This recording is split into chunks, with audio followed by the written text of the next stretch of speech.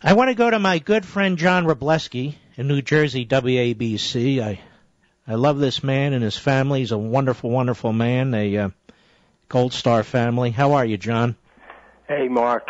Doing fine. And listen, I go with all of those changes. That's a great idea. Let me tell you, that'd be tremendous. Well, why do they keep telling us to change? Why don't they change? I listen, that is a great idea. You have a great mind, and that is tremendous. It really is. It's a little devious, but thank you. It's great.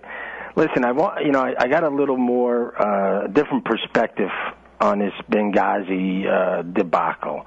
Yeah. And coming from a perspective of a Gold Star dad, myself, having lost my son in Iraq. Yeah. These families, they got the same knock on the door that I got.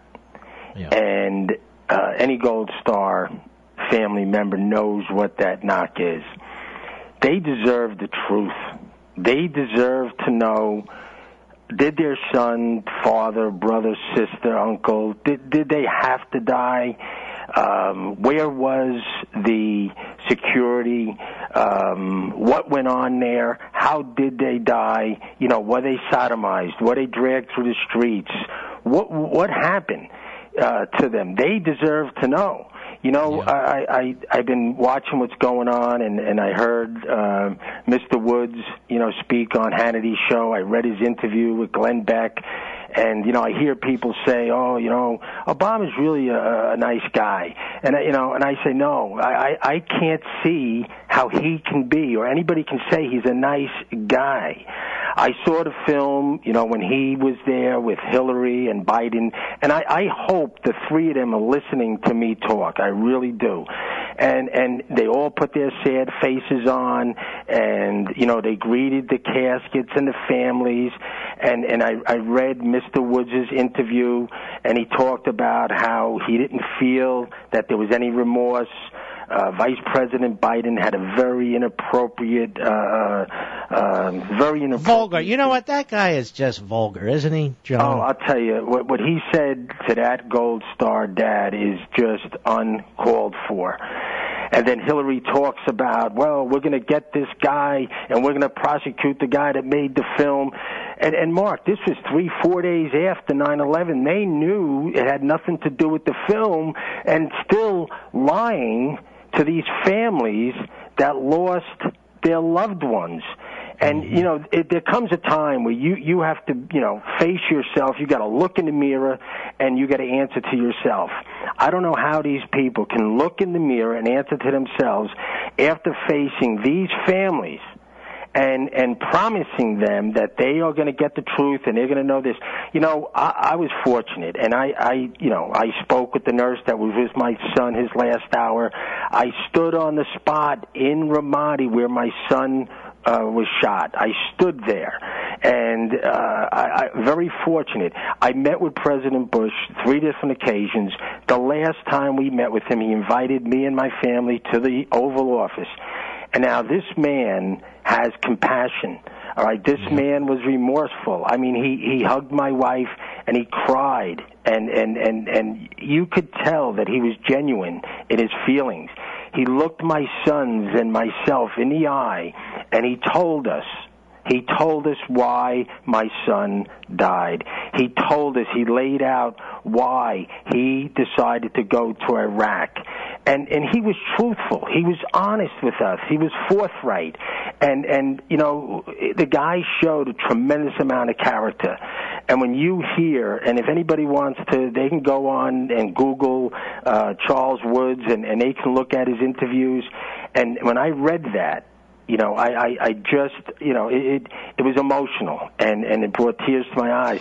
And then you hear things like this Petraeus, he's not going to testify, and I agree with you, Mark. This whole thing about an affair and everything else, who cares? His job is to testify. And if he's a real man, and I think the guy is a great American, he's done a lot of things for America, but he should go there and testify for these families.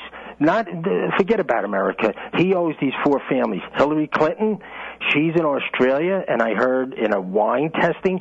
How do you think, if this was me and my son, my husband, my uncle, brother, or whatever, was killed and murdered, And I hear that the person that may be responsible or has a lot to do with it or can give a lot of answers or shed light or give the truth, and she can't testify and she's going to go test wine in Australia, what do you think it does to these families? I know what it would do to me. Okay, these families got that knock on the door. And every Gold Star family member who's listening to me now knows that feeling. These families deserve the truth, and they deserve it now. Wow, you're so right and so articulate and dripping with integrity, and you've been through this, John, as I well know, and it's important that you called and brought this perspective that's being overlooked, isn't it? Yes, it is, and I just don't want it to get buried, Mark. And I think you, Sean, Rush, and I listen to you guys every day, and you guys keep hammering it, and I just hope, and I know that we do, and you mentioned Michelle Bachmann, and there are plenty of people like her, and they have got to carry the torch, not only for every American, but they got to carry the torch for these 4 families.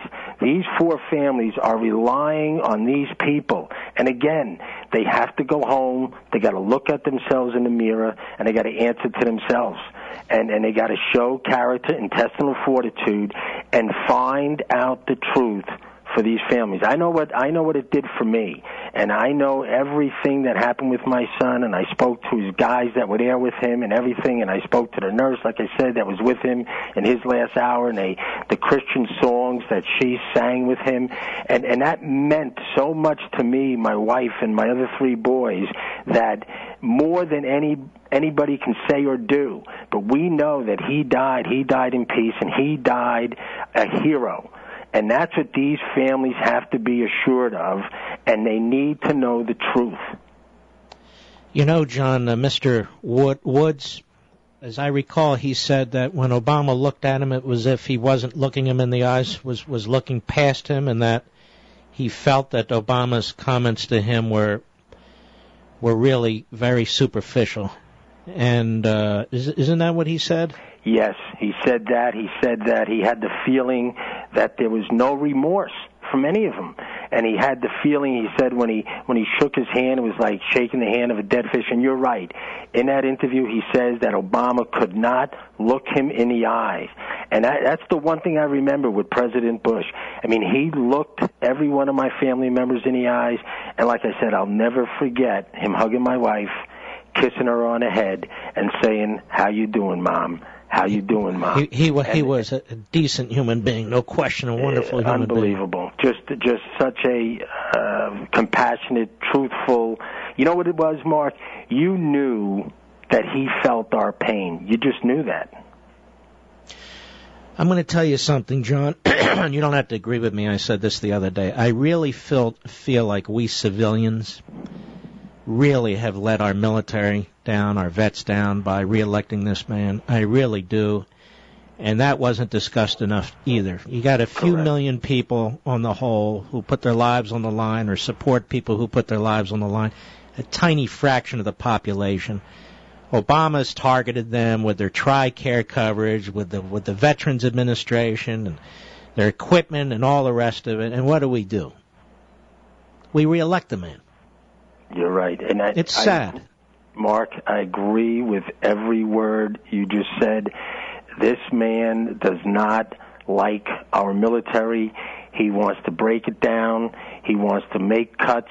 And we all remember that speech when he bragged. He actually bragged that we will only be able to fight one ground war at a time. In this day and age, with the terrorism that we have, we need a strong, vibrant military ready to go and be ready to fight 3 ground wars if we need to. But he brags that he cut it to such an extent that we can only fight 1 ground war. And look what he's doing to the Navy. Unbelievable. The Navy can't really defend both coasts at the same time, I don't believe. You're right. You're 100% right. and he thinks, well, he thinks he's, I don't even know. I don't believe he knows exactly what he's doing. I mean, I think he has an agenda, and his agenda is to cut our military and so, bring us to our knees. And I think people like you, like Sean, like Rush, and, the Michelle Bachmans in the Congress, these are the people that have to keep us going, because this is our only... But, John, look, lifeline. Michelle Bachmann, she won by 1,500 votes. The Republican Party refused to give her a dime. John Boehner wanted to take her out. This is a very bad sign. You're right. And that's why we got to continue to fight. And like I said, I mean, when I listen to you, I listen to Sean, I listen to Rush, and after the election, it was saddening. It really was. It was disappointing. And all of these things went through my head. And then, listen to you and the things you say, inspirational, and it gets you going. And I really like that analogy you made when you said, we took a good body shot. And yeah, that's what it was like. Okay, we took a good body shot, but we're getting up off the canvas, and we just have to keep going on strong, and it's going to make us stronger. The saying is, if it doesn't kill you, it only makes you stronger. And that's the attitude I think that us conservatives really have to have. And especially, like you said, especially for the men and women who don the uniform of this great country. Well, great opportunity was missed in not presenting you with Mitt Romney and so forth, John. And I want to wish you and your family all the best. Have a great Thanksgiving and Christmas if you can. All right, my friend?